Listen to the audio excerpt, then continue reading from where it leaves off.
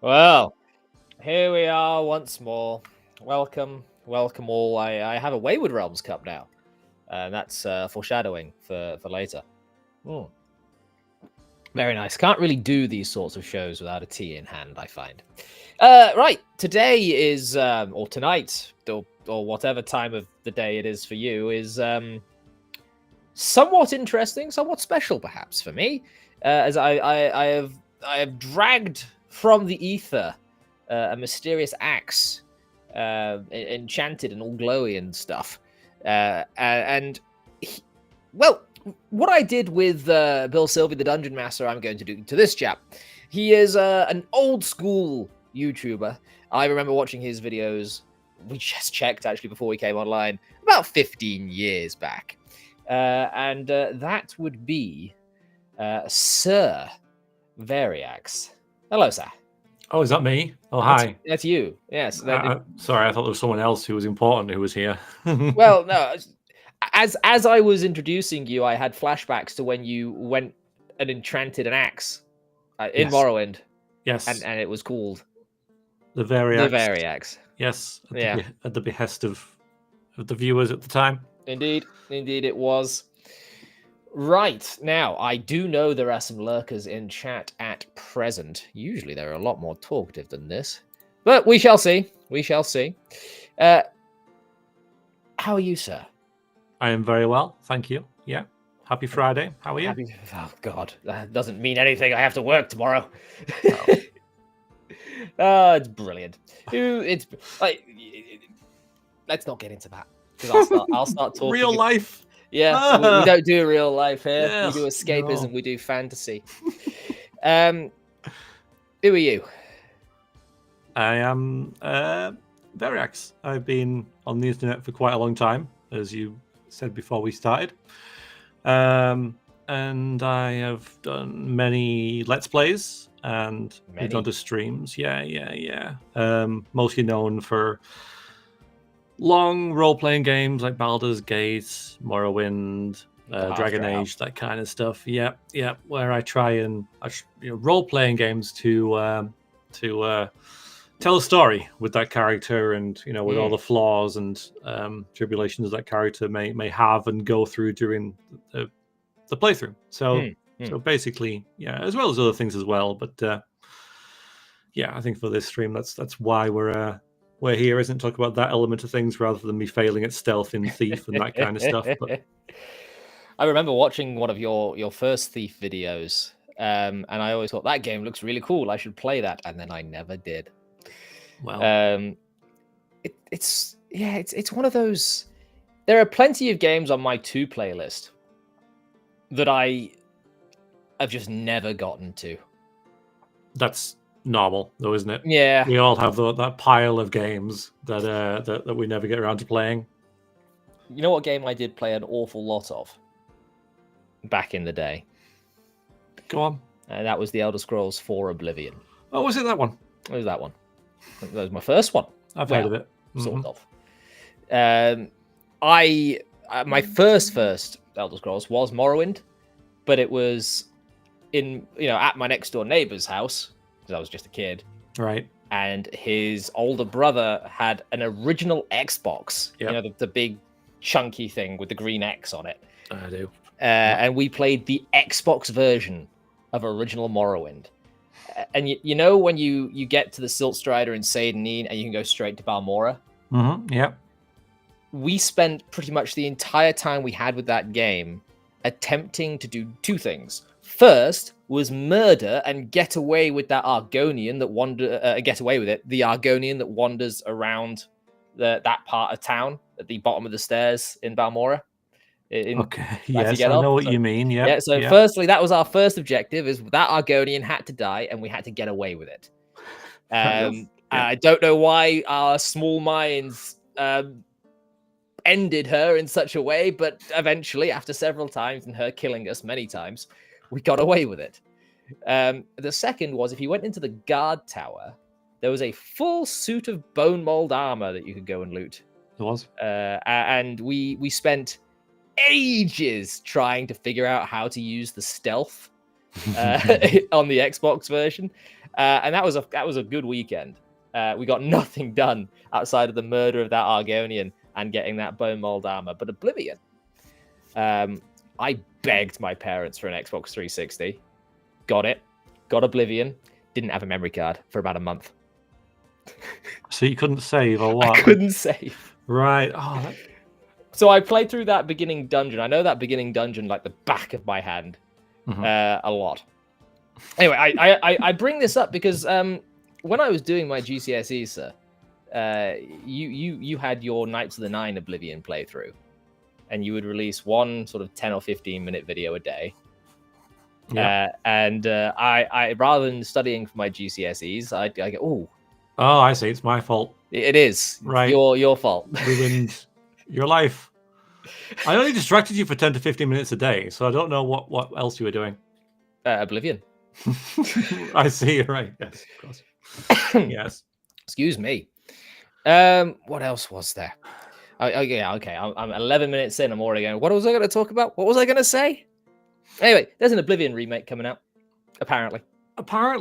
Yeah. I only know this like through you and a few people in my streams saying about it. I'm like, I don't know a thing. Not a thing. It's all leaks and rumors at present, but it the internet has collectively decided that the Oblivion remake is imminent, if not next month, maybe June. Okay. And so it's it's going to be an Unreal 5. Yeah, well that makes sense, I guess. It's a very popular, kind of, if old, engine. Kind of puts to death the modding scene. No more, boob physics. And it's apparently reworking from the ground up a lot of the UI, some of the mechanics and the combat. I think they've taken a note from Deadly Reflex, actually. Oh, I remember that. Right. Yeah. But I specifically remember you updating that mod and trying to get it to work without breaking your entire mod list. Yeah. I succeeded. You did? You did? The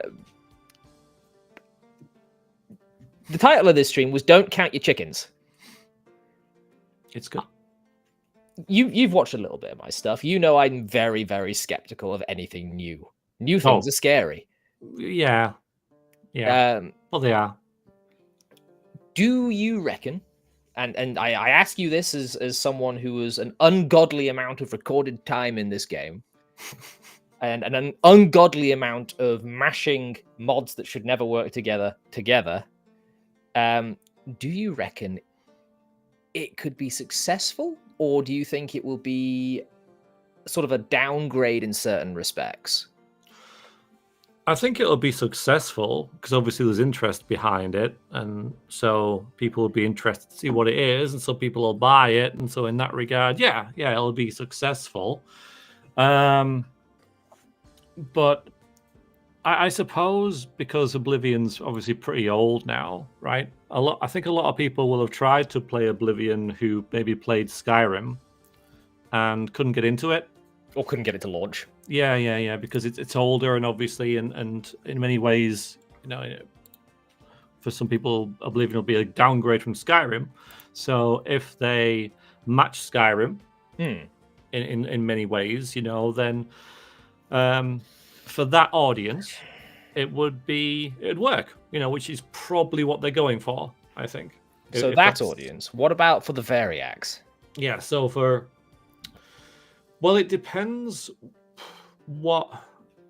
I have given some thought about this, because it's been mentioned in streams about what if they remade Oblivion, which is, Morrowind, and that kind of stuff. And I think it all boils down to what makes the game, like for you.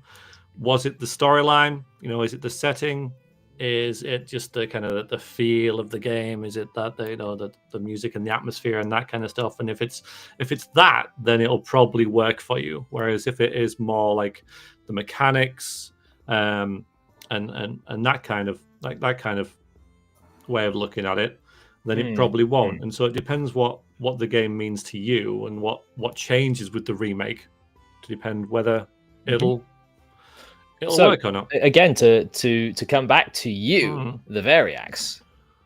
Where okay, let's shelve the Oblivion remake for now. Let's go to Morrowind. The Morrowind remake. Let's say they get rid of the roll to hit. And Yeah, it's yeah. just on contact with the hitbox. Yes or no for you? It'll be a no.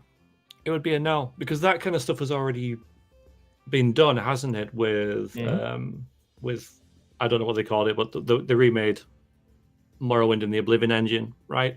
And I can respect that, you know, to the end of the world, the work and the effort that goes into that. But for me, it isn't Morrowind. It's Oblivion, because it's Oblivion's gameplay. So it was the gameplay that matters. So if the gameplay changes like on a fundamental level, then it's not really the same game. Hitting on a good point there, because a friend of mine, who I think he killed about 3 PS3s with Skyrim,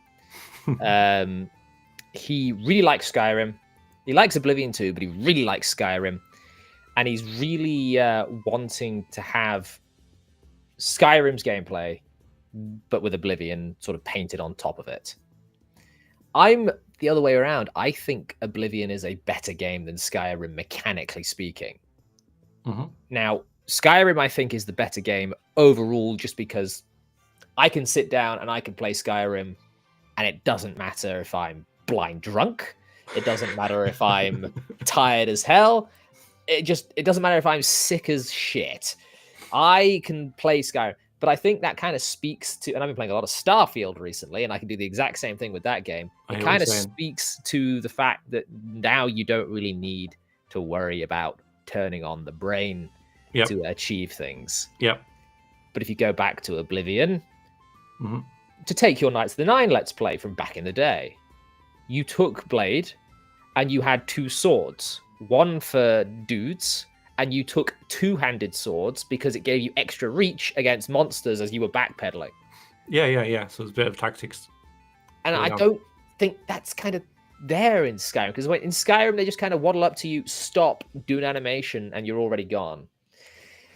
But again, in Morrowind, in my White Wolf Let's Play, where I was trying to rebuild Elric, I don't know how familiar you are with Elric of Melnibone. I know him. That mythos. Michael Norcott. Yep. And I went and got Umbra, and I used a bit of Sajama to sort of, help me on my way. Yep. And so I was thinking around the mechanics, and I was playing with the systems in the world. That's something people often say about Bethesda, isn't it? Systems focus.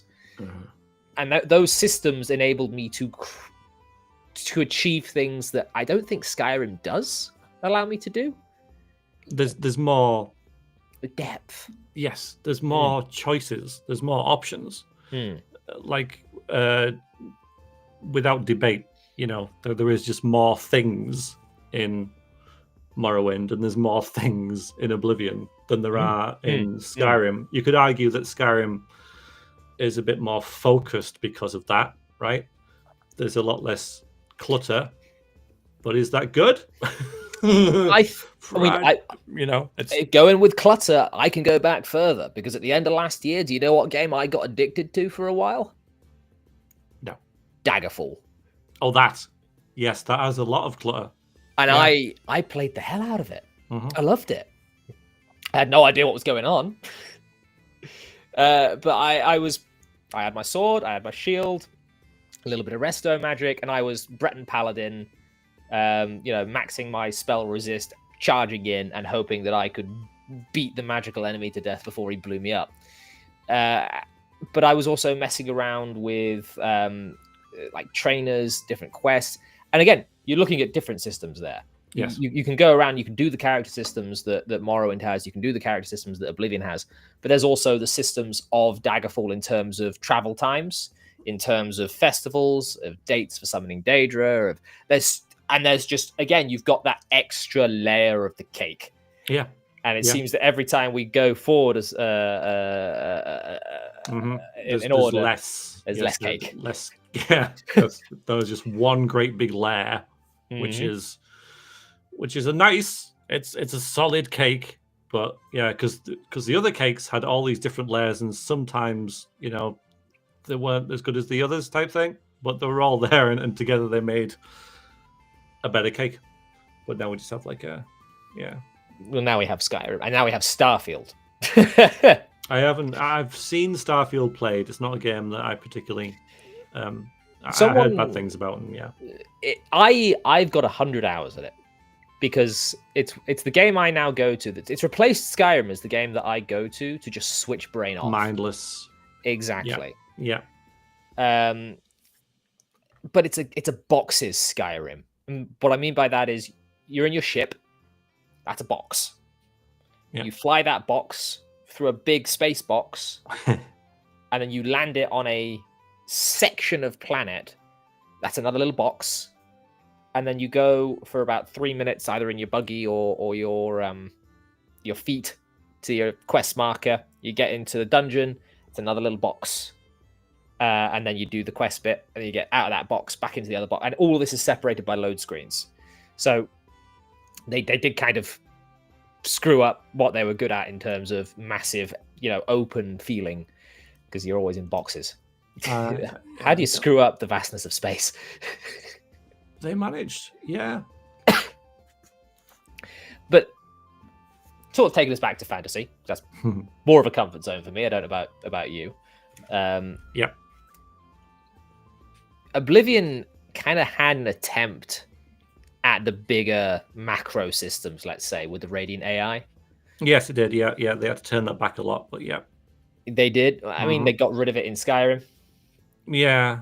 I don't think it's in. If it is in Skyrim, it's very little, and it's not really in Fallout 4, I believe. But Oblivion had Radiant AI, which, whilst janky as hell and hilarious, when you're... What's the quest in the Imperial City where you have to track down the merchant from the copious coin purse? Is that the one where he's getting grave robbed goods? Yeah. And you go, like, there's this little garden area behind his shop where he's meeting Arangi. I remember that name. And he's like, is that you? Like, shh, anyone could be listening. Meanwhile, you're stood right there. Yes. I've done that quite recently. And yes, it's very silly. Yes. But as silly as it is, it's endearing and kind of believable. Yeah. At least to me. But there's that extra going on stuff of NPCs have schedules. They're at certain places at certain times. For some reason, Quill Weave is always on the road and goes unconscious while you're out in the wilderness. I don't know how often you've come across that. Yeah, you can get weird stuff, like the Countess of Bravil just on the road. Yes. with her like handmaiden on a horse while she's walking. I've had like stuff like that, and it's like, this isn't right. One thing you're lost. One thing I didn't know, Maik the Liar, running from like Leowyn to Anvil along that road and back again, he actually has a behavior where he is stealing calipers. Oh, does he? So for a few hours of every day, an AI will tick on in his brain, and he will know the location of the nearest pair of calipers, and he will beeline towards it. But it's only for a few hours. I didn't know that. And I think it cuts out at like 20 calipers. So theoretically, if you were to remove the restrictions of the hours and the limit on number of calipers, Maik would just go around the entire game collecting every pair of calipers. That would have been better. Why not do that? God. Which is funny, because if you remember in Skyrim, I think he actually has a line where he says, "What's a caliper?" Or something along those lines. Possibly, yeah. It's been a while since I played Skyrim, so... It's been a while since I played Skyrim. Yeah, I don't know. I think I've only completed Skyrim once. Yeah, me too. That. Then again, I think I've only done the Mehrunes Dagon thing once. The amount of... I don't play these games for the main quest. No. Right. I'll segue from there. Apologies to interrupt on that point, but I'm going to show you a video. This is a game called the Wayward Realms. Well, I've got the mug. Look at that. And the the two developers on here are they are one of the two main people behind Daggerfall. And this is sort of their take on where the series would have gone if it hadn't gone the Morrowind direction, and it had sort of kept the procedural generation and the sort of the grandness of it. Yeah. So allow me to bring this up. I will turn off the music. Stop. Thank you. Yes, I've not seen this. I have not seen anything about this at all. Yeah, so we'll get your It's rubbish. I hate it. It's new. I don't like it. Oh look, that's the wrong link. I hate that as well. Right, replace the screen sharing. That one. Look how old that video is. My God. 15 years of life. Right, so let's put this onto the fucking 1080p. There we are. Okay. So this is the Wayward Realms gameplay trailer. This is a little bit old now. It's 9 months old. They've actually just released another little short of gameplay, like where they're showing off animations. I'm going to put us down like this, just to make it a little bit larger on the screen. So guys, this is the Wayward Realms gameplay trailer. Feel free to commentate and react over it. Don't feel the need to be quiet for this. Here we go. Has horses. That's good. Yeah, has horses, yes. Hopefully they work. Welcome to the archipelago, a landmass of over 100 islands. You can hear this, right? Steeped in political Good. intrigue, forgotten magic, and a multitude of adventures to be had. Ours begins on Ijar, a remote island in the northeast. Oh, there's boats. It's boats. In Daggerfall as well. Yep. And they're useless. We have but it's come cool. to the town of Melhelm at the behest of Lady Ravensworth, stepmother to the local baron in search Political of intrigue. information. The next line's kind of cool. Rumors have been circulating of strange occurrences around the tomb of Lord Godsend, a former rival to the baron who met his end at our own hands. So this is an NPC that this We character sent has to killed seek out previously. Niles Yeah, so you and got that inform connection. for the Order of Saint Latra. But it seems the door is locked. There must be another way in. Climbing's back. Oh, nice. Yeah, that's good. I hope characters react to you doing that, though.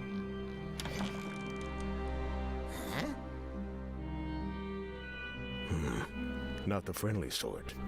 Maybe he just needs a little convincing. I believe he just compliments his nose, and the reply is, "You have a nice nose too." He does. You have a nice nose, yeah. Excellent. We have the information we need. I've watched this a Now couple let's times. be on our way. We have our goal, but there will be some obstacles in the way. It is up to us how we wish to achieve it. Combat. Donk. I like the fact that the swords connect and Yeah, off each other. that seemed meaty. Bit thiefy here. Oh no. Huh? There's a rat.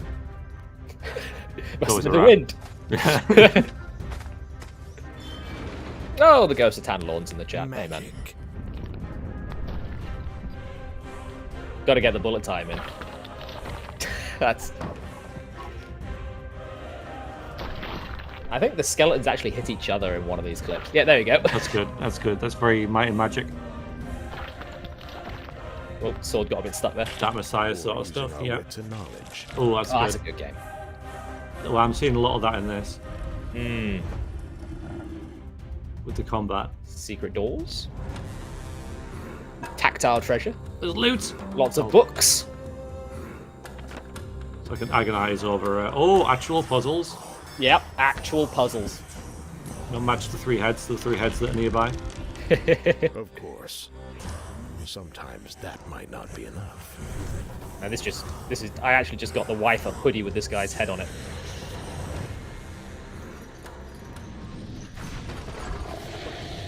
That's fucking cool.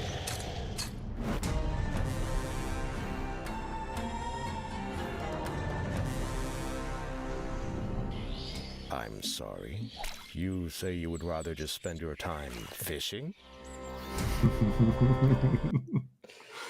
I like the part at the end, so you got that option of, there are different things to do in the game. It's not a dungeon crawler type thing. Mm-hmm. It just, obviously, that's the big selling point because people play it for the gameplay and the combat and everything. But Mm-hmm. it looks like there'll be more to do other than just the combat elements, which is nice. So, yeah, go on. Let me focus firstly on the first part of that. So, you're on your ship, you're going to the island. Obviously, this game is using a lot of procedural generation because it's 100 of those islands. Apparently, they're all to scale. All the cities are to scale, like in Daggerfall. Yeah. So you're not just going into the massive trading hub of Whiterun, and it's just 3 houses and a barn. It's actual, have you played much of Daggerfall or tried it at all? Or? Yes, I finished Daggerfall. Yeah, we had one playthrough with it. So you go through these massive cities and these cities are apparently bigger. Yeah. The map itself is 2.5 times the size of Great Britain. If they could pull it off, it'll be a triumph. But of course, we've had this promise for Starfield recently. The entire... Oh, hey, Teddy. How you doing? You'll get banned for that crap, my friend. Well, I'll brook no argument. This game will be amazing. Don't take this from me. The game has, running in the background, feeding off a large language model AI, what they call a virtual game master. And what that virtual game master does is it keeps track of everything you've done. So you killed that dude, his ex-wife now calls you to the island where you did that and says his tomb's acting up, that kind of thing. They're trying to create NPCs in such a way, using AI and this virtual game master, that you build rapport with townsfolk. So Niles, that goblin there, is a bit of a shady informant, but once you've used him once, he'll remember that, and he'd want to then give you information in the future, or a quest might happen around him where he's kidnapped by a different NPC, that kind of thing. So this virtual game master is acting like a dungeon master. You've watched enough of my content to know that the bread and butter of this is Dungeons and Dragons, this channel. Yeah. And it's attempting to simulate the world around you, which I find fascinating because that's exactly what I want out of these sorts of games, is why I like Oblivion so much. And I have my doubts. Obviously, I supported the game. I backed it on Kickstarter. But Mr. Veriax, this is what would have happened, or tried to have happened, instead of Morrowind, should the cards of fate been dealt a different way back in the day. Yeah. Tickling your fancy? It does, yeah. I mean, a couple things from it. So I'm really liking the look of the game. Like I said, I mentioned Dark Messiah Might and Magic, and I'm seeing a lot of that in the combat with the physics and the way that you're interacting with the enemies and that kind of stuff. And I've always thought that basically, if you had an Oblivion game with that combat, it'd be amazing. So that looks kind of like what it is. I'm always kind of wary where the size of the game is a selling point, especially when it's that big, because I often kind of think, what's the point?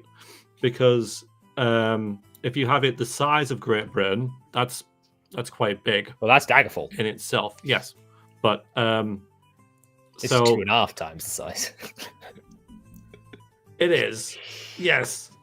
Which is why, if they can make it happen, but I'm just wondering, what more you could put in a game that's 2.5 the times of Britain that you couldn't just put in a game that was the size of Britain. You see, there's only so much content and variables that you can do, and what's the advantage of having a game that big other than saying it's this big type thing? Would you like to know their plan for it? Yeah, they are selling this. And again, this is I'm simply regurgitating for you. They are selling this as there is no main quest.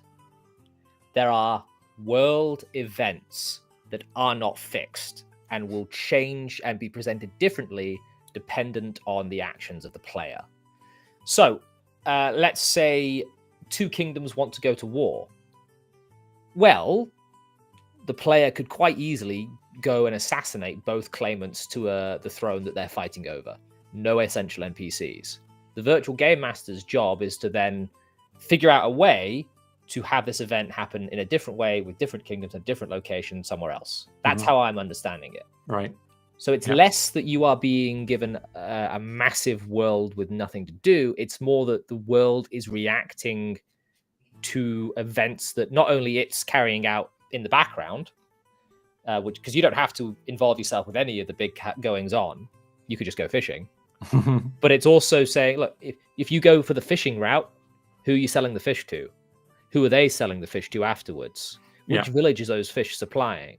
So what it's doing is it's simulating a world, and this world is islands, so there's naval stuff, and you can kind of compartmentalize it a little bit more and have different things going on different islands. But the entire idea is that you're stepping into a simulated sandbox, not just having a limited amount of content a la Starfield, where you've got procedural generation with points of interest which are handcrafted. This is procedural generation with handcrafting and also using large language models to attempt to run it. Yeah. If it works, it will be a triumph. If. It's a big if. Yeah, there's lots of things that can break in a system like that, isn't there? And I suppose going back to the scope, the whole freedom thing builds into that, because if you have I say smaller, if you have like a smaller map, inverted commas, where like a Daggerfall size map, which is weird to say. And so there's 4 factions in that map, and 2 of them go to war and that thing. There's less room to maneuver for the player to go elsewhere. Whereas in a bigger map, you can say, right, I'm out of here. I've screwed up, and everybody hates me, so I'm just going to leave and go somewhere where no one knows me at all. And you can do that. And it's like it's not you don't have to reload the game. You just go to a different island. I'll go to 2 islands away. You set up different shop. Yeah. So see, what I'm wondering, because every NPC, apparently they've got this functional to an extent. Every NPC has a memory to an extent. So you no longer, because it's all written text, because I suppose there's going to be a mod that does text to speech at some point, but it's all written text because it kind of has to be. I'm wondering, let's say there's a marriage option for an NPC that you do a lot with. Let's say there is a sexy female elf swordsman, number 734. But this particular one, we'll call her Elfu, you go on with a quest with, and you avenge her fallen brother against some undead orc death knight, which apparently are a thing in this world.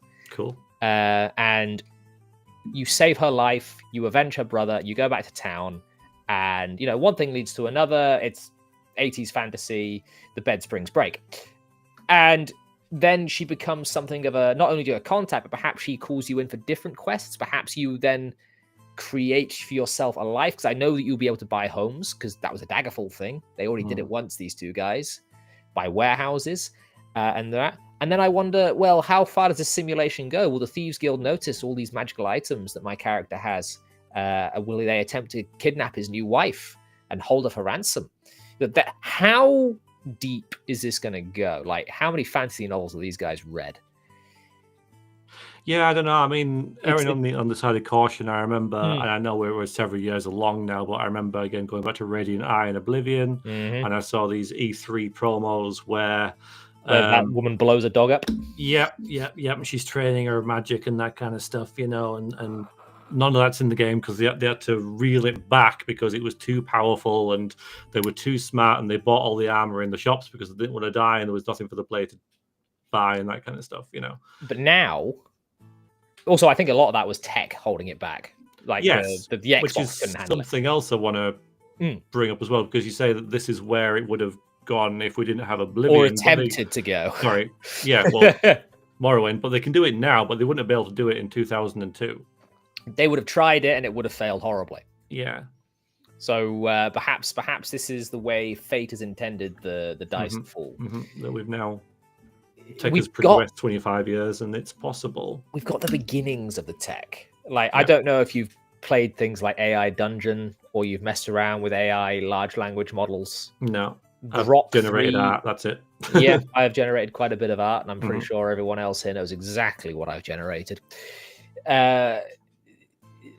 Grok is very good. This is the new Twitter AI. Yeah. Grok 3 is very good at a cohesive story. It's very good at fights, sword fights, and knowing where body parts are. And yes, guys, it is also very good at sex scenes. I tried that too. It's very good at not getting confused. I write erotica. I've written erotica for money before. Sue me. But if they can get, because the virtual game master is not a large language model.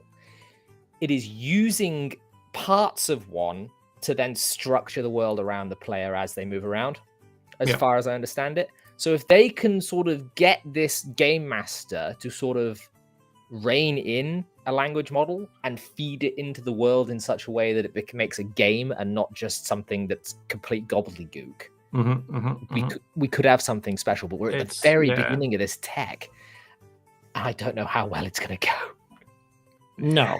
I so want it to be good, though. You've got to try, though. Otherwise... This is something like Oblivion stripped away from Morrowind. Yeah. Skyrim stripped away from Oblivion. Starfield is definitely stripped away from all of it. And I think what the Elder Scrolls used to be known for, at least when I was growing up, and especially when you were doing your Knights of the Nine Let's Play, was Bethesda pushed boundaries. Yeah, they used to. Yeah. And I think Daggerfall was when they had the most ambition. And I think these two guys, Julia Fay and I think it's Ted Peterson is the other guy, are trying to push those boundaries again. And I want to see the ambition of the 1990s now in the 2020s. Yeah. And then rather, and say this, however this does go, regardless, there'll be a follow-on, and the follow-on makes it bigger rather than, oh, well, this didn't work, we'll take that out type thing. Because that's what you could argue worked with, happened with Morrowind, where like, okay, we had this massive place, and so we'll make it smaller, but we'll make it, like more detailed, if you like. So yeah, not repeating that, if you like. But these are two, because I think it was Todd Howard that was the driving force between slimlining Morrowind, and I think he made the right choice. But these two guys left after that, so I would think that these two are. I've done cooperative creative projects before where these two sorts of guys are nightmares. Because it's like, we'll do the biggest, the best, it'll be fantastic, like real Trump style volume. Yes. It's like, guys, calm down. We've only got a week, and yeah. So I get you. Yeah, and it's. But I wish them the best. It's like, shoot for the stars, my boys.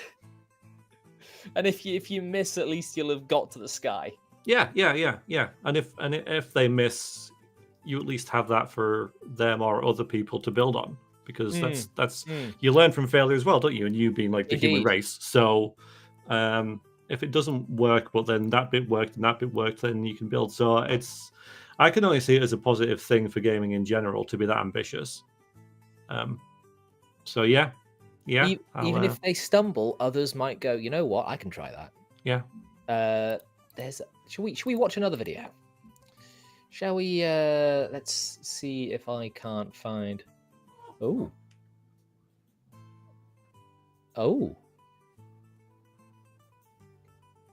I guess not. I think they might have gotten rid of a few videos. Ooh. But we can watch this one quickly. This is a year old. Again, this is all pre-alpha footage. Let me put that there. And YouTube recommends me weird things. And let's get this onto here. So this is just them talking about the weather system, but it also shows off a little bit more here and there. Can I do that? There we are. Right. Are we sitting comfortably? Get rid of the music. And play.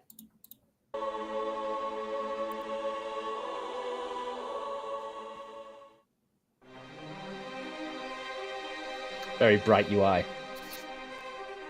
Very. Yeah, I guess that's again alpha. So.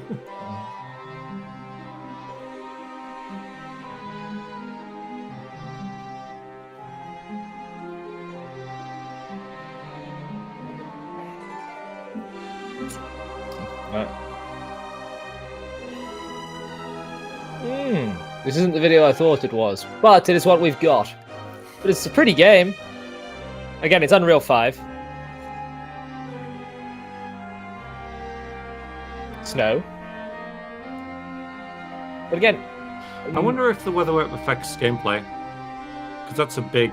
I would imagine it does at sea. Yeah. Because you can see there the waves are a little bit more choppy. You know, if it's cold, it drains your fatigue or whatever, and that kind of stuff. Like, you know, as an example. Indeed, the frame rate's a bit choppy, but we'll put that down to this being not finished. The lighting's nice, forests, but it looks to scale. Like these buildings, the way they're laid out, the landscapes. You see that mountain? You can walk to that mountain. Let's see if I can find the actual video that I was looking for, shall we? Yeah, it's this one. Do apologize.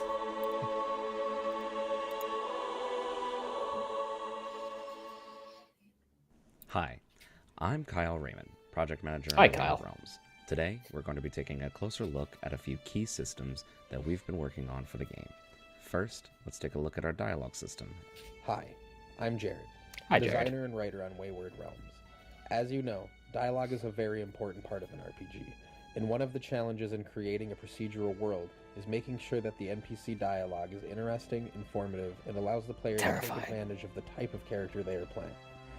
You'll notice right away that we've opted for a keyword system, somewhat similar to Daggerfall, where you can ask kinda like NPCs about Morrowind specific as well, topics. I would say. Depending on the NPC, they might have detailed knowledge, a general understanding. You got an actions bar on the right or there, so that nothing could be comes like at a... all on the topic. Well, yeah, before it At had which like point, persuade, grayed out and unavailable to intimidate, and us. stuff on that. Only keywords that the NPC knows will be available at the top of the keyword menu, keeping the interface clear and the topics easier to navigate. There are some keywords that you can ask anyone in the world about right from the start. Orcs But with you a will also be K. able to learn new keywords, conversations, What a K, you know. or even through exploration, like stumbling across an old. I had ruin noticed that a and while ask back. the locals. Your reputation may also allow for certain Sword. keywords or quests to be accessible, where one door closes. I do another like the opens. sort of realist fantasy aesthetic. As you can see, things are not so black and white in the Wayward Realms, and that includes the It's quest very- and dialogue I just- systems look at the- themselves. Using this You know system they're doing places the same great kind of importance on your procedural character and how generation, they will mountain-wise, as interact they with did the for world. Daggerfall, so you Speaking know you can of, get up there. Let's take a look Yeah. at some of the systems that will Yeah, it looks bring that great. world And to life. it's no Hrothgar short walk. Hello, I'm Jan, lead programmer on the Wayward Realms. Let's cast our sight up to the heavens. What is often considered background, keen eyes can understand, foretell events to come. From the climate to the cosmos, let's see how those can affect the world There you and go. our gameplay. Yeah.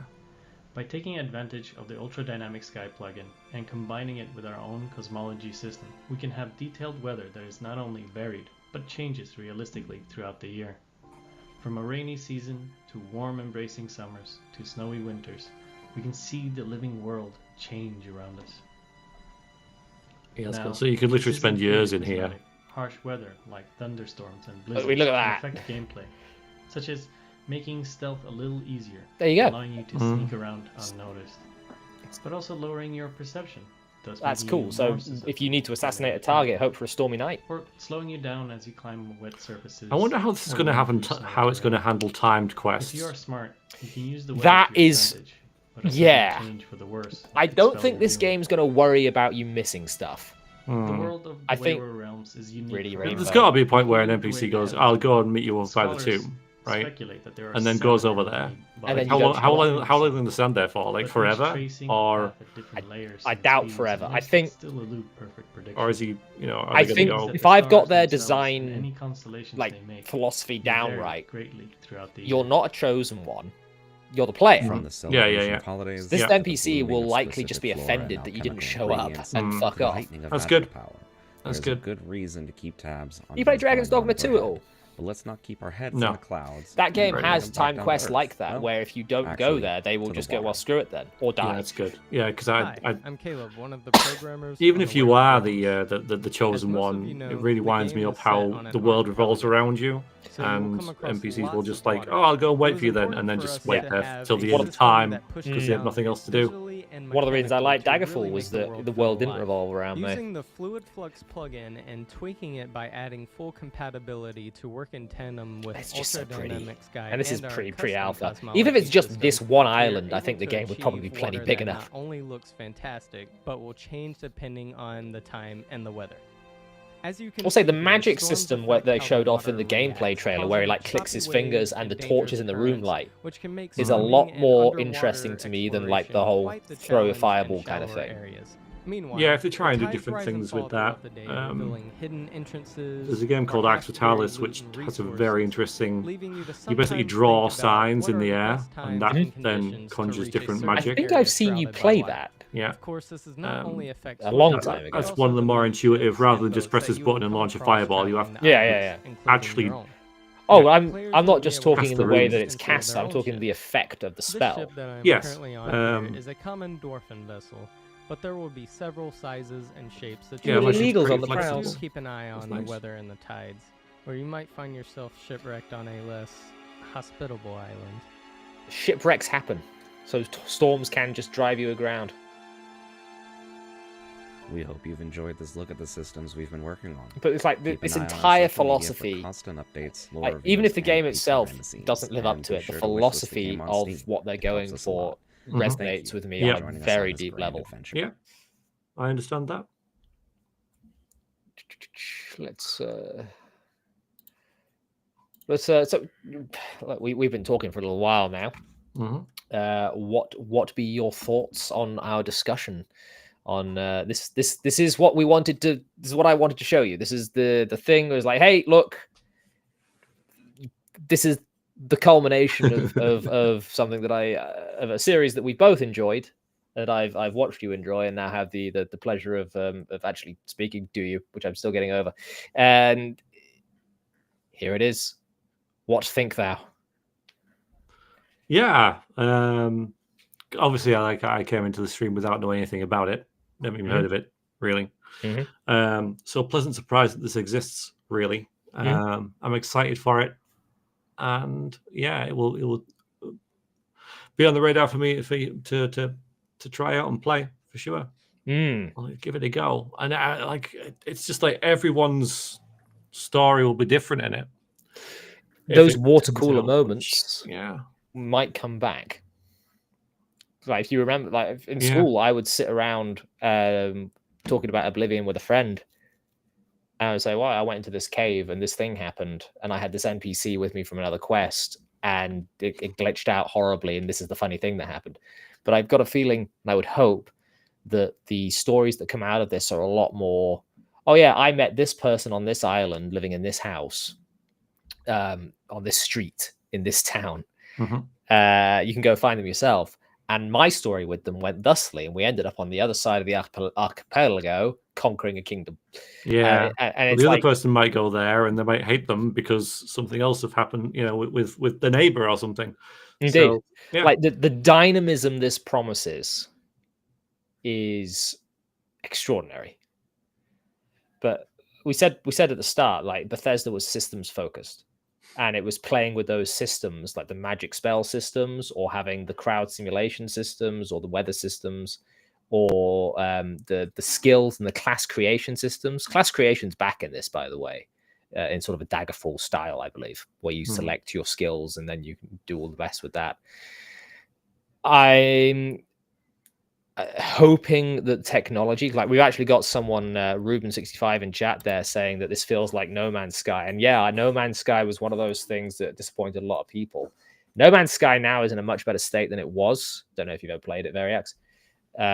No, but I know the story of it, and I know that they've patched it and worked with it and It's made it closer to what it would have been when it still unreleased. not what it should have been described as. But the reason I'm more optimistic for this is scope isn't as big as trillions of star systems. It's 100 islands, which is big, but it's not as big as 100 planets. or 1,000 planets, or whatever Starfield advertised. So I think there's a lot of room here, and it's been in development for a long, long time. There's a lot of room here for writers to set up the dominoes in such a way that they could fall in interesting ways in everyone's game. It's a lot more compact. As much as the scale is mind-boggling, there is a lot less tedious stuff that I think would be in this game. I hope. I am very much couching all of this in I hope. And I'm allowing myself to be excited for this game, come disappointment or not. Yeah, I mean, I was actually stung by Oblivion because I saw all those E3 demos and everything, and I was excited for Radiant AI that didn't happen and all that kind of stuff. So when I actually played Oblivion and got into it and realized that it wasn't quite what I was really like hyped for it, I had I remember having like a countdown on my desktop for it and that kind of stuff, So because I'm old, grizzled, and bitter now, I don't look forward to things anymore. Like I know they're there, and so that looks interesting, and that's as far as I kind of go, Mm-hmm. and then it's like I'll play it, and then if it's good, it's like great, yeah, this is exactly what I was wanting. A pessimist will only ever be pleasantly surprised. Yes, I suppose. But yeah, I almost find it like a realist now, though, because so many games that we've mentioned have overpromised, and then because hype is a thing, isn't it? And people get hyped over things, and so as far as games are concerned, this comment raises a very convincing point. Yeah, it's better to go, okay, that looks interesting, but I'm just gonna monitor it, and I'll look at it, and then I'll play it, and we'll see how it is. And if it is everything they promised, then I'll be the happiest person in the world. But if it isn't, and which I expect it won't be, because just from pure experience of No Man's Sky and everything else that and Starfield, then Starfield was the big one for me because I got sucked into the Starfield hype. Like I made the wife watch developer directs with me whenever they came out. We sat down and over dinner I was like, right, wife, we're watching Starfield stuff. And she, like the good wife she is, she nodded and went along with my foolishness. And then I bought a 4070 a new processor to go with it, and all the I got all the bells and whistles. This really powerful PC, which I now use to play Daggerfall. And I know what you mean. Yeah. So I went into it like I'm gonna love this game, and to be fair, I got 100 hours out of it so far, and I'm still just kind of plodding along with it. So not a complete loss, but it definitely wasn't what was expected, and I really wanted some of those more Radiant AI type things to be part of Starfield, and it just wasn't there. In fact, it was even more egregious, I think. Oblivion, as hyped as you were for Oblivion, at least it still attempted to have a semblance of a Radiant AI. But it's this.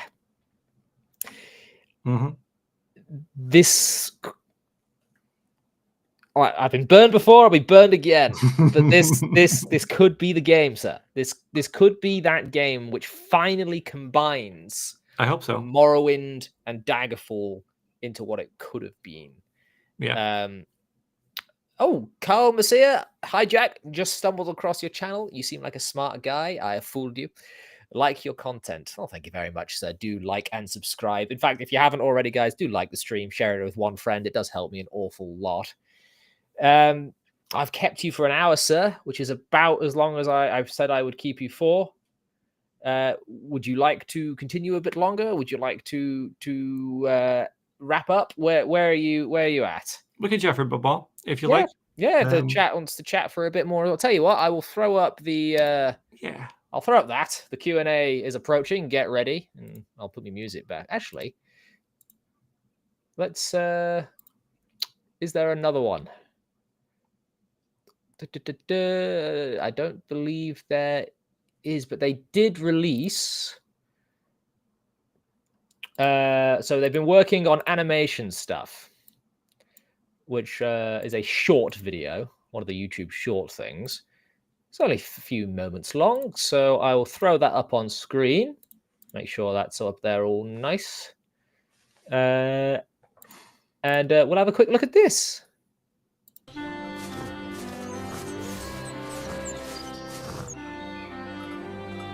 attacking wolf, though, does it? Does it? I'd be so the classic attacking wolf. Pack. What's with the Arabic lettering? Yeah, but there's. I mean, it's a very nice logo. I'll give them that. Very Disney. Yeah. So. Oh, it looks like they're attacking. Oh man, that doesn't happen. Realism out the water. Done. unless that character is dead and crawling on the ground. The Look, wolf attack thing. It irks me. It's in every freaking game, and I'm like, wolves don't attack you. As a dungeon master of many years, wolves do attack you. They don't. I know what you mean. I hear what you're saying. Out of curiosity, do you remember Squee? Yeah, I do. Yeah, Squee 193. Yeah, because I remember watching his Let's Play of Oblivion, and I didn't realize you guys knew each other because I actually had him on Skype. Bloody hell, Skype. That's going. That's still dead. a thing, but yeah, it's dying. Yeah, they're shutting it down. Yeah, that's how I met my wife, was through Skype. Anyway, they.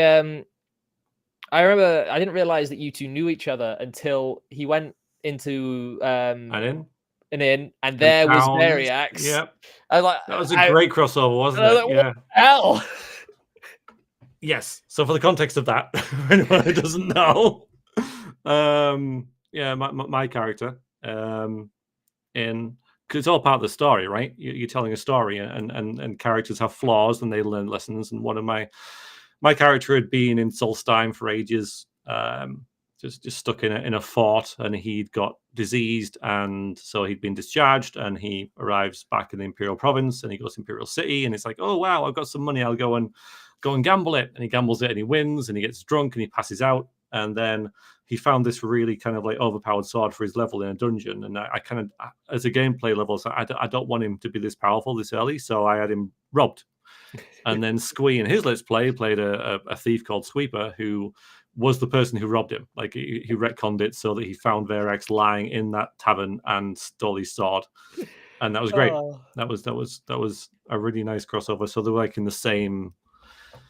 I mean, Sweeper did all the stuff that Veriax didn't, because Veriax turned out to be a noble knight, and Sweeper was an evil thief dude. So I think one of the reasons that Veriax is it's weird because all your characters are called Veriax, but that specific version of Veriax from the multiverse that you have going on here. Yeah. I don't want to. I almost feel like I shouldn't spoil it, but then again, this Let's Play is what, 10 years old? At least. So spoilers. Halfway through, you fight a vampire lord quite valiantly. Right. Yeah. And it's a really tough fight. Yeah. And you die to this guy. I think it takes you several videos to finally end the monster, and you don't realize that you're infected. Mm-hmm. Yeah.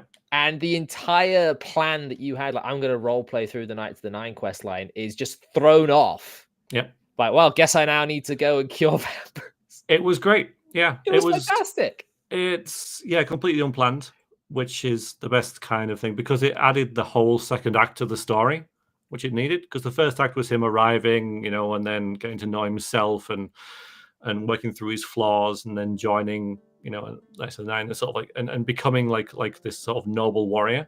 And then, of course, it was then just going to go on to him becoming the Grand Crusader or whatever it is, something like that. But the fact that he then got turned into a vampire. He went to sleep and woke up with it was amazing, because then it was that hero's journey of, now I have to.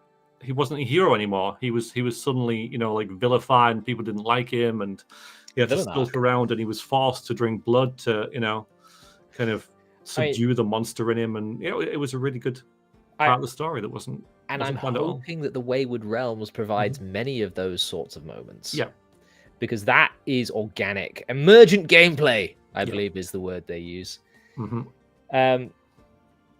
Speaking of hero's journey, I don't know how familiar you are with like the whole Jungian. You got the village, the forest, and then you got the village, the call to adventurer, the going into the forest, the coming out changed, like the story structure of the hero's journey.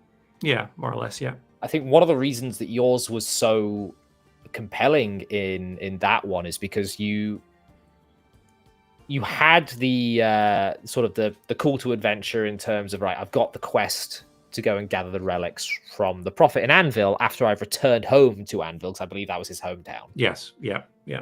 And now I've got this call to adventure. He wasn't reluctant, but he was trepidatious. Is that a word? Yeah. And he starts doing this quest, and just as he's finding his feet as this noble warrior, and he sort of plants his identity in that, sees a monster in the Vampire Lord, like, right, well, I'm the noble paladin.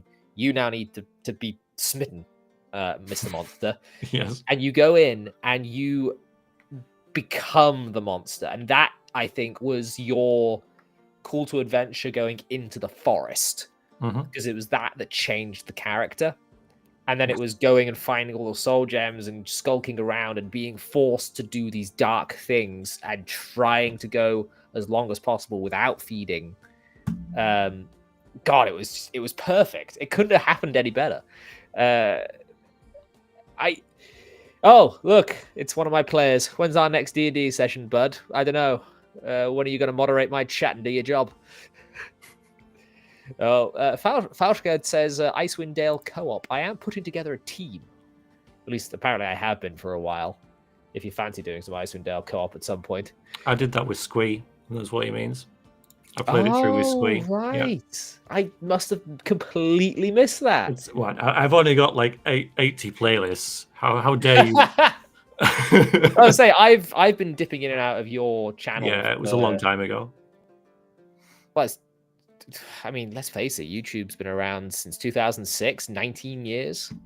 When did you first upload that machinima video we were talking about? I don't know. I don't want to know. I don't like looking. Let me see if I can. I'll put it this way. I started watching your channel, I think, when I was a preteen. I'm now 30 years old. It's not good. Yeah. I can't find him, but yeah, really old. Yeah, you can ask Veriax stuff, I suppose. I don't think he'd mind. Would you mind? Depends who's asking. Who's asking? If it's Falchgard, no. It's Paul Stargasm. Oh, it's him. Speaking of Stargasms, I actually remember one time that I popped into your stream years ago. You were playing Elite Dangerous. Right, yeah. That did come to mind, actually, when we were talking about games with scope. Oh, that's scope. Because, well, yes. Did anyone ever claim that £10,000 prize money for finding that one planet? I don't know. It's just that game is immense. Like, it is. I just got lost in it. You know, again, it might be the danger of having a game that is so big. You have to get your head around, right? But with games that are that big, right? No, you run the risk of the player getting lost. They have to go in knowing that they are not the main character, you know. So it's that different kind of expectation that to basically instill in the player to say you are not the Dragonborn, you know, you are not the Chosen One, you are not the Nervarine, you are some dude with this quest that we're going to set you on, and then off you go. He's like, because I got and again, Elite Dangerous doesn't have a main quest. It does have similar kind of things that you were talking about with different factions, and you work for that one and that one. But it's less kind of thing. It's less personal because it's a spaceship game. Yeah, absolutely. Yeah. And most of it is just the vastness of space. Like 99.999% of that game is completely empty. I've got 145 hours in it. What? I hardly did anything. Yes. Yeah. But most games you can finish in that time several times over. So again, it's just, you know, managing the scope and the expectation of the player, I think, is a big kind of ask. Because some players thrive in that, as we know, because Elite Dangerous is massively popular. Same as like EVE Online, that kind of stuff. You know, it's like the scope of it. You just have to bear in mind that because obviously those are spaceship games, and this is a game that looks like Skyrim. It looks like it, but it isn't. It's something that's I think might. And then you run in the risk of being another Starfield. Yes. Where the expectations are sky high and you just don't live up to it. I think the main theme of this stream is bigger is not always better. I'll tell you. It's too easy. Low hanging fruit. But no, let's take Morrowind, for example. Like, you like Morrowind, I like Morrowind. Delver, who was on the last time I did a stream like this, liked Morrowind. It's all right, yeah. And it's in that game, the reins are there, but you can choose not. You can choose not to obey. Like, you can go and kill Vivek off the bat if you want. Mm-hmm. Just get very drunk. Mm-hmm. Yep. You can attest to that. Yep. You could. It was like going and getting the Lord's Mail. I learned it from watching you. Perfect lesson without any reloads. Yep. Yeah. This is how to do it without any issue. That's for sword. More or less. God, like, I actually, speaking about this, I picked up a habit from you and watching all of your stuff. It's like, when I play games now and I take damage, I will audibly go, "Ow." And I'm sure I got that from immersion. The I word brings to mind something that I was going to speak about. We haven't yet, and that is we touched on it slightly, but it's getting into the shoes of the character. Mm-hmm. It's like, you are the character. You're role playing a role, and I think the English, good England. One of the reasons your Let's Plays resonated with me so much back in the day was that it wasn't just, even with the interactively play, you sort of had a character. You tried to do things for reasons. He was a homicidal maniac, that character. He was just completely random. Ever since you did the whole Corner Club Massacre thing, it's like, oh, that's actually a very good base. I'll do that too. Because there's no one in there that's needed, apart from that one. They've got to die anyway. It's yeah. It's right. I'm the never ever. I can do what I want. Yeah. But it's like this idea of limiting oneself or only playing in certain ways. Yeah. In order to craft a narrative that otherwise the game wouldn't get you to do. Yeah. Now, restrictions, I find, breed creativity. Absolutely. There's couldn't agree more. Yeah. Within Dungeons and Dragons, there is this idea that restrictions on the players is a bad thing.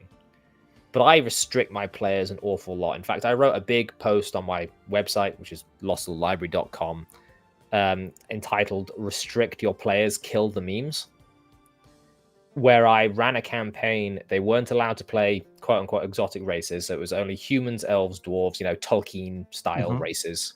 Yeah. They were only allowed to play certain classes, and the longer-lived races would start a level higher than everybody else. And I brought a lot of the advanced Dungeons and Dragons from Gygax's work into the 5th edition, and I was saying, right, this is how we're going to play this. And it remains to this day, I think, the best campaign I've ever ran, to the point where the poor old wife there shed a few tears over the ending. Wow. Now that's powerful. Yeah, that shows it worked. So it is just, I gave them those restrictions, and a lot of my attitude to that, believe it or not, Veriax, came from you. Sorry, it's right though. You're right. Yeah, it's just an example. I think Baldur's Gate 3 is a great game. I don't know if you played it. Right. This will be an interesting. I have, but go on. There's two things I want to talk about it, because the freedom it gives you in role playing and the way it's written, I think is amazing, and it the way it lets you just do not whatever you want, but it has so many different ways to accomplish things. I find that like amazing. But one of the things I felt cheated was the lack of restriction. So, for example, everybody, my character was a necromancer, and I thought that my thing would be to be able to speak with the dead and talk to them and stuff like that. But by level 3, we had an amulet that anybody could do that, and also you found scrolls that anybody could cast. Like a barbarian can cast a spell from a scroll, and I'm like, that didn't work for me. So I didn't do it that much, and sort of like I had to restrict my own when gameplay everyone's in doing it. But No everyone was sort of like, well, we can't not have like people not being able to do things because they might want to do that, and that seemed to be like what it was saying. Like I think now, because there's a character called Minthara, again, spoiler sort of thing, that you can bring along if you're evil, but would die if you're good. But See, I think now I they've changed just it so knocked her that out. you can get her anytime. Yes. Oh, you can get her any that. See, I think they've changed it so that she will, regardless of what you do. Yeah, I don't know. That's just what I've heard. So maybe someone in chat can say. But I think because again, it's stopping that restriction so that it opens up as many choices as possible because you don't want to restrict people. But I think, like you're saying, restrictions is good because it breeds creativity. It's the way to do things. Baldur's Gate 3 is one of those things that I've gotten in trouble for. Because I think, like you, I think it's an excellent video game. I think that it's incredible the amount of just crazy stuff you can do, and the game roll with it. Yeah. I found the writing of the characters less than appealing. I know what you're saying. To put it politely. Yeah. I tried to play a character of mine that I've been writing about for a long time called Baldurin. You might you've seen my handle on Steam and Discord that Yes. comes from that. And Baldurin is sort of a ranger type character who is, he's a hero. He's a good guy. Like he is the guy that comes in, saves the day. A very standard fantasy affair. And I found that the companions were mostly evil for some godforsaken reason. So most of them didn't like me. So I didn't like them.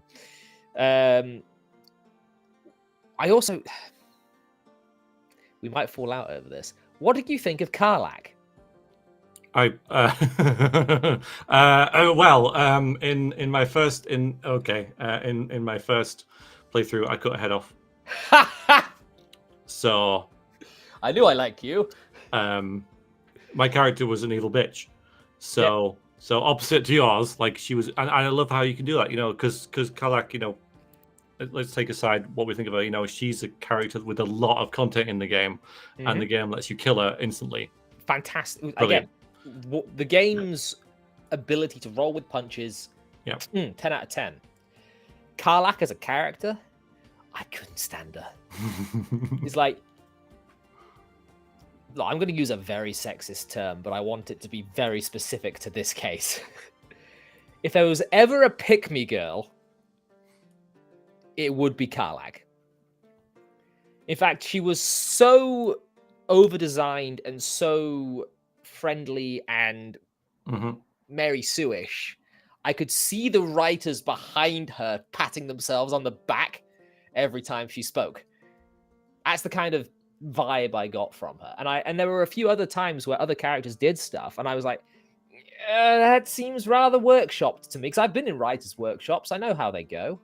And I know the sorts of ideas they get bandied about, and the like with that. And with that line, very much a workshop line. So character writing for me was a bit of a downgrade from the days of it's me, Imoen.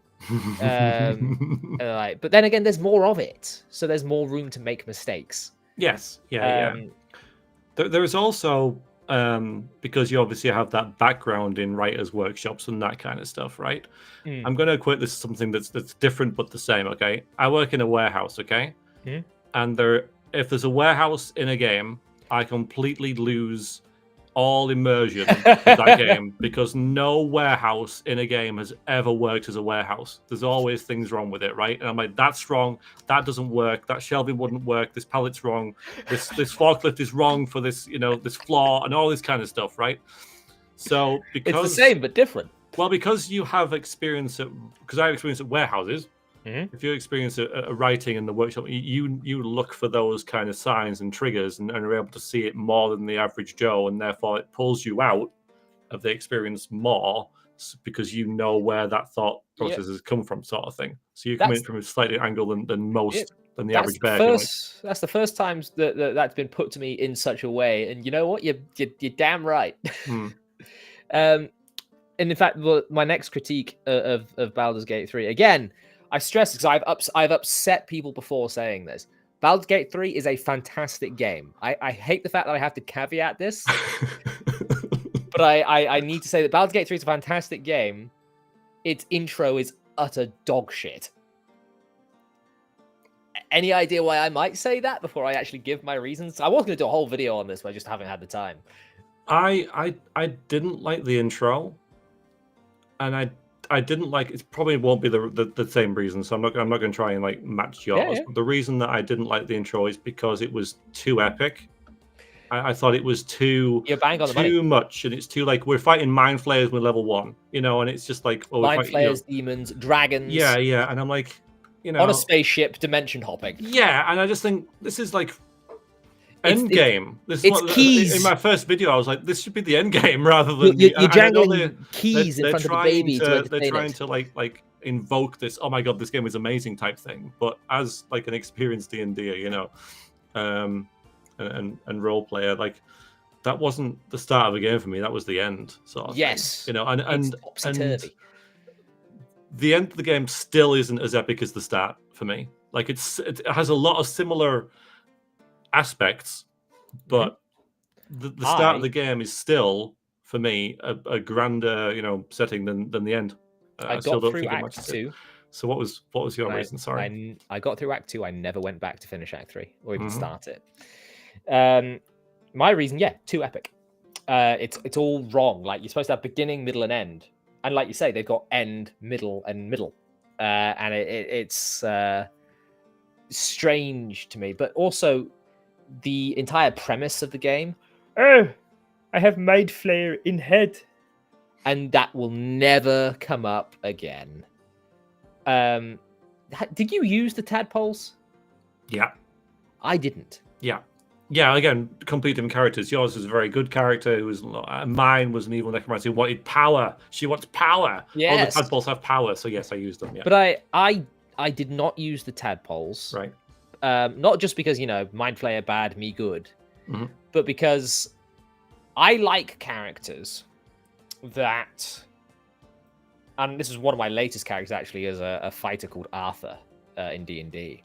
And he is in a very high magic setting that the Brass Dragon is running, or he was until I retired him because he had a bit of an issue where he sort of killed a party member. Anyway, he was Dragon is terrifying. I remember that video. Yeah. Yes, it is very, especially that stat block he made. But this character was a twin swordsman, short sword, long sword, and all he did was rely purely on grit and skill to win fights where people were throwing lightning bolts and fireballs, and there were angels and demons and all the rest of it. So he was I am the human. And he wasn't relying on a greater power. He didn't want... There was a point where the god of death blessed the party, and I asked the DM if I could roll a wisdom check to refuse the blessing. I succeeded, and I refused the god of death. So it's like the entire attitude was, I am me. I pull myself up by my own bootstraps kind of mentality. Okay. Yeah. And that's what I applied to the Mind Flayer crap. Right. In Baldur's Gate 3. It's like, look, I don't want this. I don't need this. I'm just going to take my sword and I'm going to stab the evil guy. And to be fair, not using the Mind Flayers actually did have some dialogue to it, because they're like, you've not used any Mind Flayers, why not? And, Astarion, the worst bloody character in that game, came up and he's like, look, we should use these for power. Like, I will stake you in a heartbeat. It's just... but then again, the whole, we're not changing into Mind Flayers because this, that, or the other. I don't like Mind Flayers either. I don't know if you've seen my video about Mind Flayers being dumb. No, I haven't seen that, but... Mind Flayers are dumb. Okay. Why is there a spaceman in my fantasy realm? Yeah, I do agree common, that the skyships are a bit much, But... Yeah, but I don't like Mind Flayers for a start, so I'm already biased. Yeah. It's just that I don't think they make good villains. I think they make a good scary monster if you don't know anything about them. But this is I'm on a show called No Cognito sometimes, and I said on there that Mind Flayers are, the whole point of them is they're an unknowable eldritch horror, but they're also the one unknowable that I know the most about. And if you're eating brains, that was scary in the 50s and 40s maybe, but not so much today. It's been done. Yeah, I think they're a very interesting concept for a race. Like you said, that they're I mean, I'll always fly the flag for Baldur's Gate 2 and say, that's a really good game, but they did Mind Flayers very well in that, I think, because they were an option. One of those games that I haven't got around to playing. Right. Get off my stream. Oh wait, it's your stream. It's my stream. But no, it's one of those games that I have it installed? Yeah, I have it installed. Every computer I've had, I've constantly had it installed. Yeah, it's great. And without spoiling anything, I think it does Mind Flayers pretty well because it's in the second game quite far into it, and it's just one of those things where you can do it, and if you do, then you're in for an experience. So, but they make it an optional thing where they kind of, warn you type thing, So I think they do, and it's just this one little bit of the game that you can do. So I think they do it quite well with that. They're not a major part of the story or anything like that. Well, one of the things I came up with in my, you know what? We're still here. We're still chatting. Let me completely self-indulgent, but it's my stream. I can do what I want. Let me go get it. Let me go and get the Mind Flayers are dumb video. Here it is. God, was this really 4 months ago? Time flies. Where is life by going? the way, sorry, you asked earlier and I found it. February 3rd, 2008 is when that Oblivion Cyrillith video dropped from me. That's my first video on YouTube. So I remember watching that. Yeah, 2008. Quite close to its release time as well. Sorry. Do you feel old yet? No, that's the thing. I don't. Because I keep doing shit like this, so I don't. Well, no, I would gladly have you back for more shit like this. Hold on, there it is. Just spend my entire life playing games. It helps. Games are fun. Yeah. Right. Mind Flayers suck. This is one of my earlier videos, and good God, it's terrible. But we're going to play it anyway. Here we go. Hello. Welcome to my TED Talk. My name's Jack. I'm the Lost Law Scholar.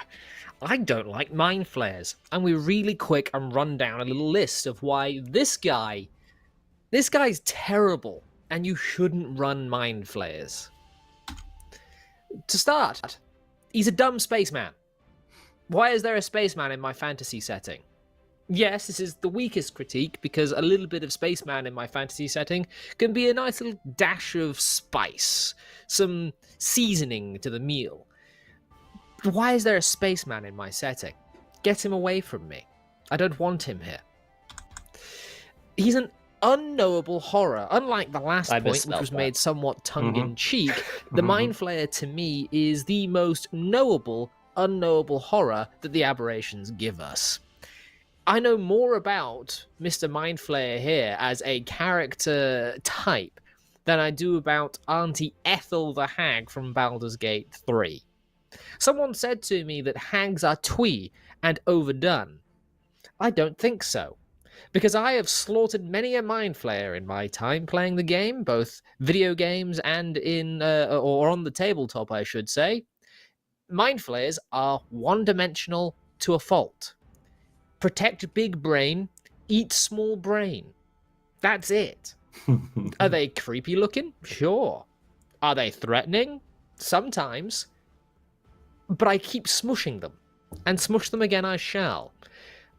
Mind flayers would be incredibly scary if one controlling a massive horde of monsters was around. If there was a mind flayer that had sort of formed out of a corpse, let's say they have an undead origin rather than this spaceman origin, a fresh corpse of an incredibly smart humanoid has a chance of becoming a mind flayer as its body mutates around its brain.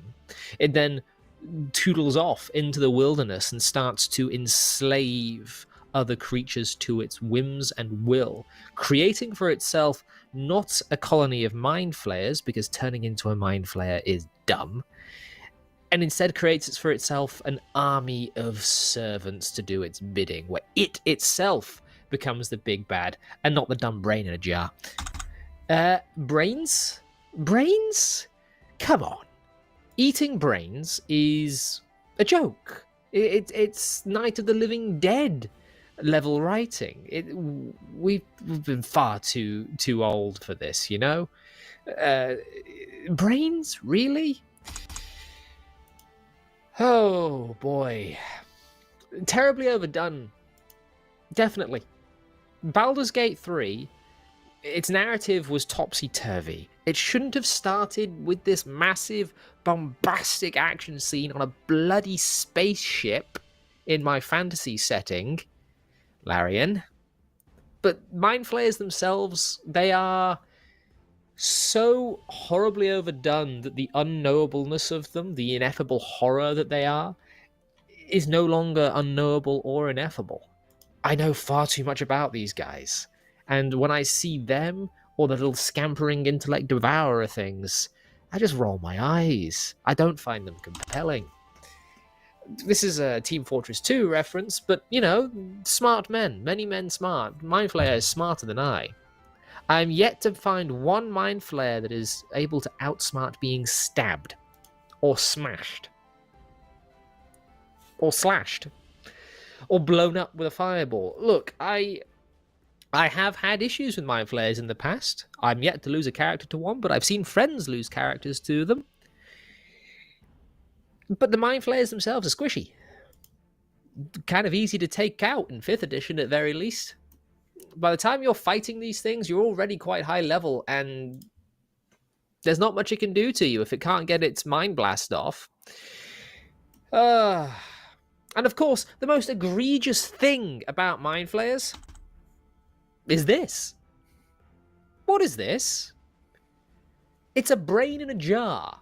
The Elder Brain. This is threatening? Look, I am a massive fan of the Legend of Drizzt series. In fact, I actually have the Dark Elf Trilogy Collector's Edition by me at pretty much all times because I really like this book. It's 3 books in one, this version. But I think that this is spoilers for the Legend of Drizzt, by the way. He does get captured by a Mind Flayer colony at one point, and he uses his delicate little elf boy hands to go and massage the Elder Brain to keep it happy. Mind Flayer colonies make very little sense to me. Very little sense. Why would anyone allow a Mind Flayer colony to exist? As soon as a Drow or Duergar colony or city knows about one of these things, they should just crush them. But yes, I know Mind Flayers are smart and they mind control and use hypnosis and all the rest of it. But look, from a narrative perspective, I just find them silly. Squid-facey things that eat brains. Right, well, and enslave themselves to a bigger brain, and every now and again, one of them becomes the big brain again, and they make little brain I will things. shut myself up there because I'm just about to go into the same rant again. Besides, there's someone that you would like to meet, I believe, that I have here. Oh no, you came over here. You're my prisoner now. Yay! Hi, kitty. She doesn't want to be here. Cats never want to be somewhere that you want them to be. Always have somewhere else to go. She wants to be behind the screen, rubbing against it. and making an awful racket. This is Mac and Fleas. Hello, Mac and Fleas. Goodbye, Adorable. Mac and Fleas. An American cat. I imported both the wife and the cat. And that was also the wife that called me cringe. So you'd like Mac and Fleas, yeah? I don't like Yeah. Mac and Fleas. Yeah, you're not going to like the end of Baldur's Gate 3. I know, I kind of know how it ends. You're not going to be thrilled. I share your thoughts with the brain in the jar, with the giant brain. I'm not enamored with that as a design for an enemy. You know, I'm not. So yeah, I do agree. We were talking about just before because the whole reason we referenced Baldur's Gate 3. I went on a big tangent. That happens a lot with me. Yes, was about like restrictions and in gameplay. Basically, yes, restrictions good in how to which is one of the reasons I think class systems are incredibly useful and why we should bring back the idea of restricted classes, restricted skills. I think Daggerfall's class creator was the best we've had. Morrowind was probably the most excessively good. Oblivion was a bit losing its way, and God knows what Skyrim did. But yeah, again. Well, no, you could just do anything. There was no classes, was there? So yeah, and you could train whatever you wanted. And again, the problem with Skyrim is, yes, it gave you the freedom to be anything, but if you're anything, are you anything? Yeah. But I mean, like, as well as mechanically, like role playing as well. You know, to add certain things to your character, just in your own mind, like can or can't do, really helps to flesh them out, you know. So I had a character who didn't understand the value of coin, didn't really understand what they were, so didn't, and this is in Morrowind, so didn't loot any money or gems and stuff, but saw the value in food and like things that made you stronger, like potions and stuff like that, right? So, very lizard man way of approaching things. Yeah, exactly. So that really just altered the way the game worked. Like because the game expects you to loot all the valuable gems and gold and stuff, and it doesn't. And so just adding stuff like that to just a few. You don't need many, but just a couple of one or two sort of things. I think can really help let you role play a game that otherwise might be lacking. You know, like maybe Skyrim and stuff like that. You could just add those sort of things to, which is what I tend to do in sort of my Let's Plays and streams. I think, okay, what's this character like? Think about 1 strength and 2 weaknesses, and just kind of go with that sort of thing. It's funny you should say that in particular, because that's kind of what 5th edition asks you to do. Is like think up, the bond, the 2 strengths, the character flaw, and the rest of it. Like gives you things to work with. Tries to give you pointers. There's this great little book that the wife got me a while back. It was, I think it was called The Brass. You're in the chat as well. What was it called? You got it as well. I know you do. The active role playing or something along those lines, which had a couple good ideas in there, but I think the majority of people, I don't know what sort of tables that you play around with, but the players that I introduced to D&D 5 years ago and are still sort of with me are, I found the biggest hurdle for them was being self-conscious about being a character around the table. Funnily enough, I find people find themselves very self-conscious when they're trying to play as a character in a single-player game as well. They don't think to RP in the way that you would, which is a shame because it adds. We talked about cake earlier on. It adds an entire free level of icing to the cake. Yeah, it does. Yeah, but it's something that you've got to do as a person, and it's a lot of play. Why it's like, why do you want to play a game, sort of thing. And a lot of people do that to switch off, to just mash buttons and win, which is more and more what I do with stuff like Starfield, especially after you work 6 days a week and you just get home and you just don't want to. Exactly.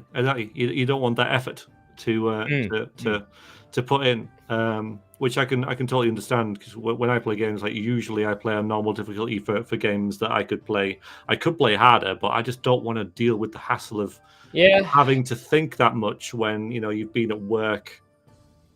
So, but then there are certain games like, are you much of a Dark Souls guy? Yeah. I mean, Elden Ring, the latest one, I put an awful lot of time into that. And that game, you need to think about what you're doing. You can't just run in. And for a while, I think my brain activity actually went up at work because I was thinking at home. But I do find that work makes me complacent in hobbies, which is a shame. It's that work-life balance that you got to really manage, I think. What's that? Yeah. Well, my work-life balance is nowhere near as bad as it used to be. I used to run a plumber's merchant, and I would open that shop at 6 o'clock in the morning after a 30-minute commute, and I would close that shop at 11 o'clock at night, and then have a 30-minute commute. Wow, yeah, that's rough. Someone today at work actually asked me, would you want to work like an extra 2 hours a day, Monday through Thursday, and then a normal day Friday, to get that extra 8 hours in, so you get X amount of money at the end? I thought about it, and I said no, because I value my own time, and I think that would just encroach too much on that, and you'd be taxed on it. Yeah, that as well. Yes, that I know, but just purely like, would you work more for money? I choose not to. If it was if I had nice, if it wasn't for bills, I would try to find a way to work less. Yes, yeah, I'm saying I'm lucky to be in the position where I could make that decision to say no, because I know a lot of people couldn't. But it's what you will play games for in the first place. So if you just want them to escape for a little while, then you probably wouldn't want to role play that heavily or play on expert difficulty and that kind of thing. Whereas if you find that kind of stuff relaxing and that escapism helps, which is what it does with me. It's very much so me as well. Yeah, it's like one of the reasons I started doing this sort of content creation. Not really on any set schedule, because I just don't have the energy. But this sort of content creation, talking about fantasy books, video games, role playing on the tabletop, is trying to get across that level of escapism there. Because I don't know about you, but I was bullied to shit in high school and secondary school and all the rest of it. And I escaped to my own little fantastical world in the corner of my brain, which I still write about now. And so escapism for me has always been just that, and an escape. In fact, on my homepage of my website, guys, there's actually a few of you watching now. Look at that. If you go to lostlawlibrary.com and scroll to the bottom past the picture of me and my lovely wife, you'll see a Tolkien quote from an essay he wrote on the purpose of fairy stories, I think it was called. And he says quite eloquently that escape is, in some cases, a heroic endeavor. And it's stuck with me for a while, that one has. Resonated. Yeah. Yeah. Right. Yeah. We are an hour and 3/4 now. I mean, I am happy to put up something for a tea break if you want to go for another 20 minutes, or if you want to wrap up. It is entirely up to you. No, I think we should wrap up. I think it's been a good session, and I've very much enjoyed this conversation. Covered all the points, haven't we? Yeah, me too. No, it's been an absolute pleasure, sir. It really has been. No, it's been nice. Thank you for having me. No. Tell you what, I'm forgetting the most important thing of hosting a stream, and that is for you to plug your stuff, and I'll go and get a link to drop in chat. I'll link your YouTube channel for you. Yeah, I do streams now. I used to do Let's Plays, but streams are where I hang out now, because I get instant feedback with people, and there's a bit more of a connection with the audience. But still playing many of the same games. I'm a role player, so there's a lot of Elder Scrolls in there, some Baldur's Gate in there as well. But I do many other types of games as well. Currently playing like Cyberpunk 2077 and I recently enjoyed Horizon Zero Dawn, which was fantastic as well. So yeah, I'll play a lot of different games. It's all about the stories for me. I love games are stories for me. So that's the main driver. I think we've got a very similar philosophy on that. Right, well, no, thank you for joining, everyone. We've actually gone up by a couple subs, which is great. If you're one of my guys and you're not subbed to Veriax, you should go and do so. The link is in the chat. Hi. I'll start that one again. It's been a long day, and I've got to work again tomorrow. But no, thank you for joining me, sir. I hope to have you back, perhaps when the Wayward Realms is a little bit more fleshed out and there's more stuff to talk about. Let's do that, yeah. Because I think it would be really fun. And I'll have to find another nerd to throw the Wayward Realms at next and sort of create a council of There's lots people of us about out there, don't you worry.